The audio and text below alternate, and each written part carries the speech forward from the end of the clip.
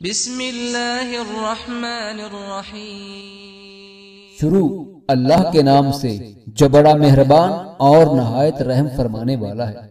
नबी करीम सल्लल्लाहु अलैहि वसल्लम ने इरशाद फरमाया, रुए जमीन पर जो शख्स मरेगा और उसके दिल में राई के दाने के बराबर गरूर हो, उसको खुदा दोज़ख में डाल देगा। एक शख्स ने अर्ज किया, या रसूलुल्लाह सल्लल्लाहु अलैहि वसल्लम, मैं अपनी तलवार का कब्जा खूबसूरत रखना चाहता हूँ, अपने लिबास को साफ और बेदाग रखता हूँ और अपनी जूतियां और उनके तस्मे भी खूबसूरत रखने पसंद करता हूँ। क्या ये गरूर की बातें हैं? फरमाया कि नहीं, ये गरूर नहीं है। गरूर उसको कहते हैं कि आदमी अकड़ मकड़ के साथ चले और जब गरीबों को देखे तो उन पे हकारत की नजर डाले और उनको सलाम न करे।